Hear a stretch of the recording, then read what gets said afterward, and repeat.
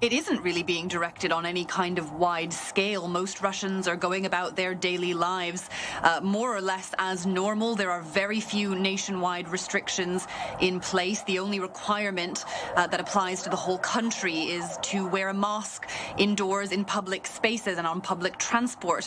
Other than that, the national authorities have left the restrictions to the local and regional level. And across the country, there are different pictures in place in different regions, different requirements. Some QR codes being introduced for certain events, allowing only vaccinated people or the recently recovered from COVID-19 to attend. Some are suggesting that the over 65s stay at home. Some regions have implemented distance learning for students.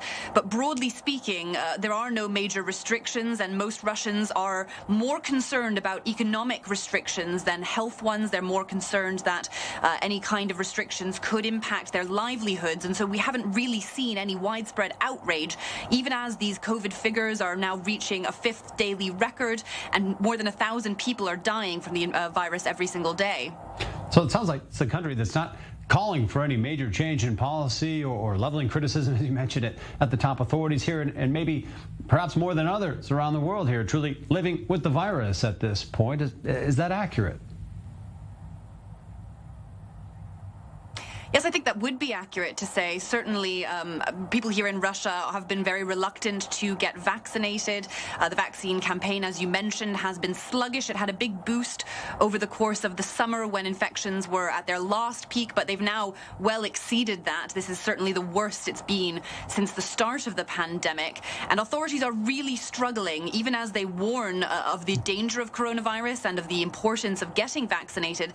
They are struggling to convince the population to get vaccinated. Around 50% of Russians simply don't want to be vaccinated. They aren't interested. So Russia's already approaching the point at which all the people who are willing to get a jab are going to do so. This is posing a very big problem for the authorities.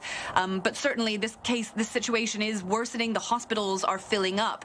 And the country's main coronavirus doctor, Dr. Protsenko, has warned of a situation that is nearing critical at the moment. Now, the Sputnik V vaccine has been notably left off the World Health Organization's list of approved vaccine. Is that the main available treatment in Russia today?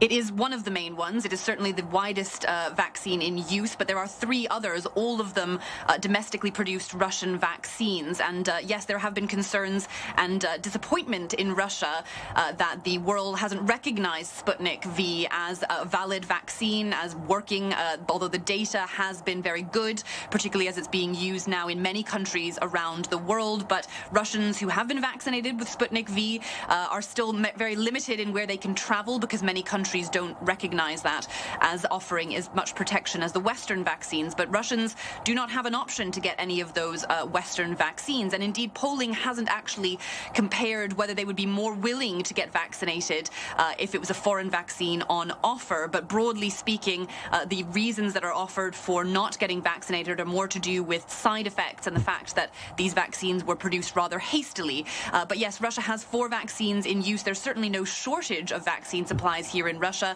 but still the vaccine rate remains low. Julia Chapman in Moscow, thanks for the insight on the latest with Russia's battle with the coronavirus.